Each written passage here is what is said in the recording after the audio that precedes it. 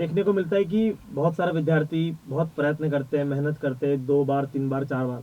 जो विद्यार्थी 2-3 बार इंटरव्यू दे रहे, मेंस दे रहे, फिर भी नहीं हो पा रहा है, तो उन्हें अपनी तैयारी को किस तरीके से अलग करना चाहिए? सर सबसे पहले तो उन्हें ये देखना चाहिए कि कमी कहाँ चीज़ हम्म, कहाँ कमी रह रही है हर बार इंटरव्यू में किसी चीज़ में। जैसे कि अभी यदि 4 बार से हम सफल नहीं हो रहे हैं तो हमें कुछ प्रैक्टिकल अप्रोच भी लानी चाहिए।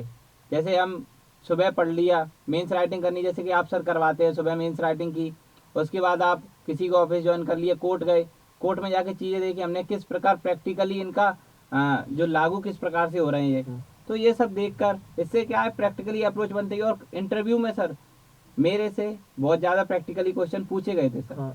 तो इसलिए सर हमें प्रैक्टिकल नॉलेज भी होना बहुत ज़रूरी है।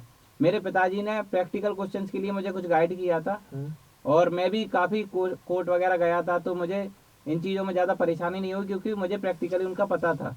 तो सर लेकिन बाकी जो विद्यार्थी थे मेरे साथ ही अड़े जो कभी कोर्ट नहीं गए उनके साथ ये काफ़ी समस्याएं आई। दोस्तों नमस्कार, मैं अधिवक्ता अमल ओम पाटीदार, डायरेक्टर लीगल ओम इंस्टीट्यूट इंदौर। मध्य प्रदेश सिविल जज का 2021 का रिजल्ट हाल ही में आया है और बहुत सारे विद्यार्थियों ने इस परीक्षा में सफलता प्राप्त की है। उन्हीं में से एक धर्मवीर सिंह राठौर हमारे बीच मौजूद है। आप मूलतः ग्वालियर से हैं। आइए करते हैं चर्चा और जानने का प्रयास करते हैं कि इनकी सफलता की यात्रा में, संघर्ष की इस यात्रा में किस तरीके से ये अपनी समस्याओं से, अपनी कुछ असफलताओं के साथ क्या सीखने को मिला और इन्होंने क्या अंततः प्राप्त किया। तो मेरा पहला सवाल आपसे ये है कि कब आपने सोचा कि मुझे न्यायाधीश बनना चाहिए? क्यों ये विचार आपके मन में आया?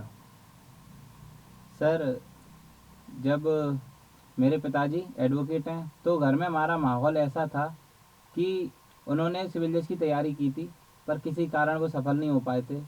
तो मुझे लगा कि उनका सपना पूरा करना चाहिए और उन्होंने भी मुझे इस चीज़ के लिए काफ़ी मोटिवेट किया कि मुझे सिविल जज बनना चाहिए। बहुत अच्छे। और तो इसकी तैयारी आपने कब से शुरू करी थी? मतलब कॉलेज लाइफ में आपने कब, कौन से ईयर से आपने इसकी शुरुआत कर दी थी? सर मैंने जब BLLB मेरा था तो मैंने 3rd ईयर में कोचिंग लगाई थी पहली बार। फिर मुझे पता चला कि हाँ मुझे सिविल जज ही करना है 3rd ईयर में, तो फिर मैंने उसके लिए कोचिंग शुरू की थी। ठीक है। किस तरीके से आपका पढ़ाई करने का तरीका था? शुरू से आप बहुत इंटेलिजेंट थे, 90-95 नंबर्स, या एक सामान्य विद्यार्थी होने के साथ आपने मेहनत ज़्यादा करी? क्या आपका सफलता का मूल रास्ता? सर शुरुआत में मैं काफ़ी इंटेलिजेंट था, 10th 12th में मेरे काफ़ी अच्छे मार्क्स थे। फिर जब मैं कॉलेज में गया तो हमारा कॉलेज में थोड़ा पॉलिटिक्स वाला हाँ हाँ। माहौल था, तो मैं उस पॉलिटिक्स में घुल गया था थोड़ा। तो फिर मुझे एक टाइम के बाद लगा नहीं मुझे सिविल जज ही करना है। फिर उसके लिए मैंने काफ़ी परिश्रम किया। शुरुआत में कानून मुझे समझ में नहीं आता था क्योंकि मैं साइंस से था, तो 1-2 साल तक मुझे कानून समझ में नहीं आया। तो उसके बाद फिर मैंने धीरे धीरे उसको समझने का प्रयास किया, मेरे पिताजी ने काफ़ी हेल्प की और जो गुरुजन है उन्होंने भी काफ़ी हेल्प की मेरी। तो धीरे धीरे वो समझ में आने लगा कानून। उसके बाद अच्छा अच्छा चलता गया। तो आपका यह प्रयास प्रथम प्रयास था या द्वितीय प्रयास था? सर ये मेरा मध्य प्रदेश में द्वितीय प्रयास था हम्म, और इसके अलावा मैंने छत्तीसगढ़ मेंस भी एक बार लिखा था, तो हाँ। उसमें भी मैं सफल हुआ था। क्या लगता है आपको, किस तरीके से प्री की तैयारी होना चाहिए, किस तरीके से मेंस की होना चाहिए? सर प्री की तैयारी और मेंस की तैयारी मेरे हिसाब से साथ साथ होनी चाहिए। हम्म, व्यक्ति जो प्री की डेट आने से पहले उसको मात्र 2 महीने प्री के लिए पढ़ना चाहिए और बाकी टाइम उसको मेंस की तैयारी करना चाहिए। यदि हम बहुत अच्छे से हर सेक्शन को याद कर लेते समझ लेते हैं हाँ। तो सर उसमें हमारा मेंस में प्री क्लियर हो जाता है। जैसे कि सर कोई ऑब्जेक्टिव आता है किसी सेक्शन में से, तो अगर हम मेंस के लिए पढ़ रहे हैं तो वो हम पूरा सेक्शन बहुत अच्छे से पढ़ते हैं, तो उसके साथ ही वो हमारा OT क्लियर हो जाता है। और जब हम प्री के लिए जैसे डेट आती है प्री की, तो उससे पहले तैयारी शुरू कर दें, ऑब्जेक्टिव ज़्यादा से ज़्यादा लगाएं। मेरी शुरुआत में बच्चों को यही सलाह है कि जो तैयारी शुरू कर रहे हैं तो सबसे पहले वो कोई भी सब्जेक्ट पढ़े उसके साथ उसके ऑब्जेक्टिव लगाएं, ज़्यादा से ज़्यादा ऑब्जेक्टिव लगाने का प्रयास करें। प्री में हमें सबसे ज़्यादा फायदा जो है ऑब्जेक्टिव लगाने का पर मिलता है। मैंने कई बार बच्चों को नोटिस करा है, वो ऑब्जेक्टिव लगाने में ज़्यादा रुचि रखते हैं। जैसे एग्जाम आई तो वो ऑब्जेक्टिव लेकर बैठ जाएंगे लगातार, और वो जो बेसिक मूल फंडामेंटल कंसेप्ट को कई बार छोड़ देते हैं। तो क्या ये करना चाहिए? मतलब ऑब्जेक्टिव को याद करने का प्रयास करते हैं कि कैसे भी करके प्री निकल जाए हमारी। नहीं सर, ऑब्जेक्टिव याद तो कभी करना नहीं चाहिए वैसे। हम्म, सर हमें पूरा पहले कानून पता होना चाहिए। कानून जब हमें पता चल जाता है उसके बाद हमें ऑब्जेक्टिव लगाना चाहिए, क्योंकि हम पहले ऑब्जेक्टिव लगाएंगे हमें ऑब्जेक्टिव याद ही करना पड़ेगा। हाँ। लेकिन एक बार हमें चीजें समझ में आ गई सारी, जैसे सीआरपीसी हमें पूरा पढ़ लिया हमने, उसके 484 सेक्शन, उसके बाद हम अगर ओटी लगाते हैं तो वो ओटी हमें बहुत अच्छे से समझ में आएगा और हमसे ऑटोमेटिकली वो बनेगा वो ओटी, फिर हमें उसको याद करने की जरूरत नहीं पड़ेगी।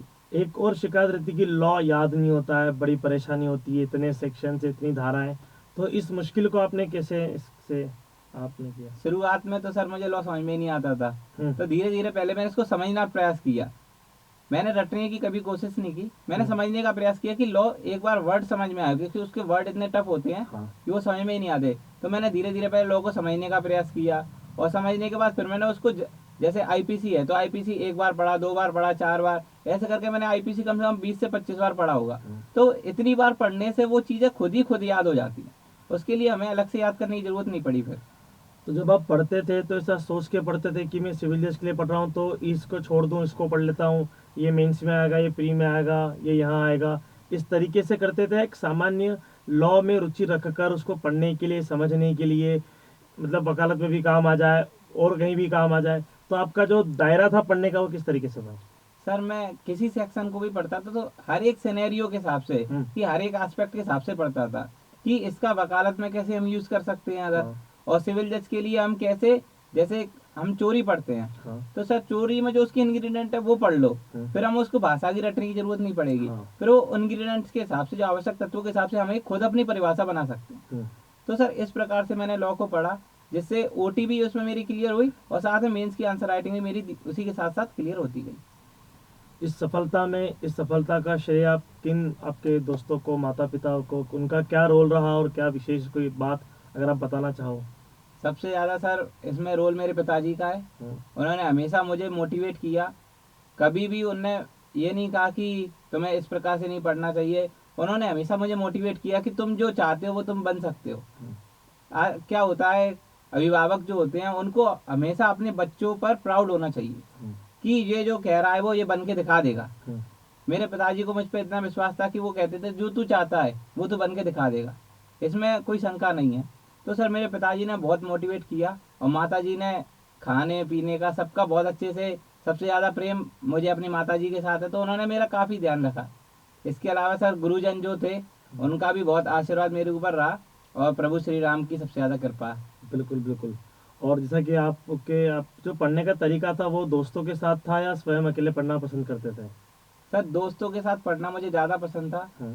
सर अकेले पढ़ने में सर बोरियत होती है, हाँ।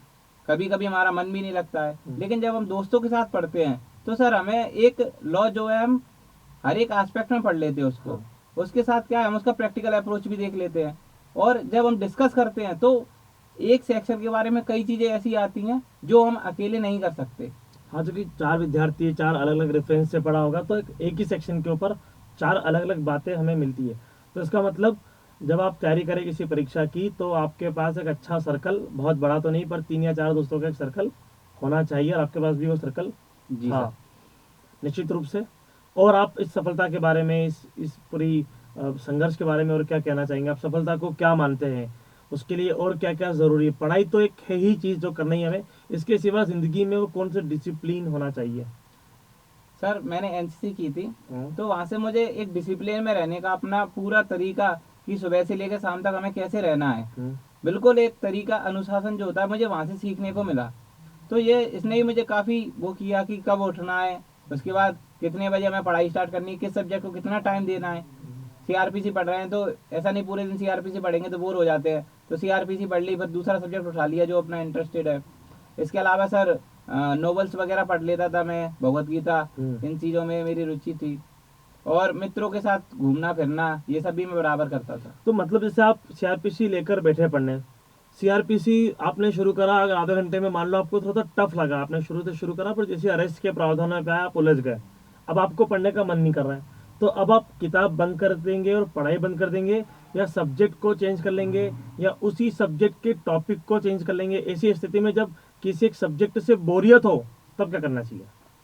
सर जैसे सीआरपीसी पढ़ रहा हूँ, यदि मुझे कंफ्यूजन हो जाती थी तो मैं तुरंत अपने गुरुजी को फ़ोन लगाता था, ठीक है। या फिर जो मेरे सीनियर थे उनको फ़ोन लगाता था कि सर मुझे बताइए कि मुझे इस समय मैं कन्फ्यूजन में हूँ। उस कन्फ्यूजन को दूर होने के बाद मैं उसी में आगे बढ़ता था, फिर भी मेरा मन नहीं लगता था। तो जैसे मेरा सब्जेक्ट फेवरेट सब्जेक्ट था कॉन्ट्रैक्ट एक्ट, तो मैं कॉन्ट्रैक्ट पढ़ता था। कॉन्ट्रैक्ट में मेरे को पढ़ने में बहुत ही ज़्यादा मज़ा आता था, तो उसको पढ़ता था तो माइंड फ्रेश होता था एक तरह से। रोजाना कितने घंटे लिखने की प्रैक्टिस करना, जैसे अभी अगली जो परीक्षा है वो करीब करीब 6 महीने बाद मेंस हम कह सकते हैं कि इस बीच प्री आ जाएगी और करीब 6 से 8 महीने में हमारे सामने मेंस आएगी। जो विद्यार्थी अभी से तैयारी करना चाहते हैं उन्हें क्या करना चाहिए? सर मेरा मानना यह है कि मेंस की तैयारी जो वो 40 दिन मिलते हैं उनमें नहीं होती कभी।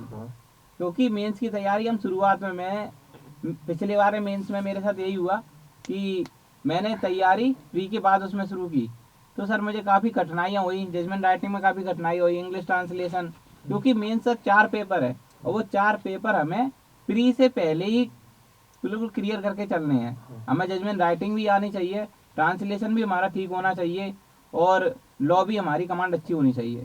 तो सर मैं इस बार जो हुआ मेरे साथ, मैंने सर राइटिंग जो क्वेश्चन आंसर राइटिंग है, काफ़ी क्वेश्चन आंसर राइटिंग की प्रैक्टिस की। मैं और मेरे मित्रगण थे, शिवम सोनी है, मयंक बाकना, अरविंद रावत और रत्नेश दुबे, तो हम पांचों मिलकर आंसर राइटिंग करते थे जूम मीटिंग पर, कि उनको 4 क्वेश्चन दे दिए, 4 क्वेश्चन मुझे दे दिए, तो डेली का हमारा 1 घंटा फिक्स था आंसर राइटिंग करनी है। इसके अलावा जजमेंट राइटिंग, आप हफ्ते में कम से कम 2 जजमेंट लिखना चाहिए, एक सिविल एक क्रिमिनल। और हमें जजमेंट राइटिंग के लिए हर एक लॉ को उस नजरिए, जब हम जजमेंट राइटिंग करते हैं तो नजरिया अलग होता है हमारा लॉ पढ़ने का, तो हमें उस नजरिए से भी, जब हम जजमेंट राइटिंग करते हैं तो उस नजरिए से भी हमें लॉ पढ़ने का मौका मिलता है। तो सर ये सारी चीज़ें हमें प्री से पहले ही कर लेना चाहिए। मेंस हमारा प्री से पहले क्लियर होना चाहिए। अगर आपका मेंस एक बार क्लियर हो गया तो आपका प्री ऑटोमेटिकली क्लियर हो जाता है। ठीक है, बहुत धन्यवाद, बहुत नमस्कार धर्मवीर जी।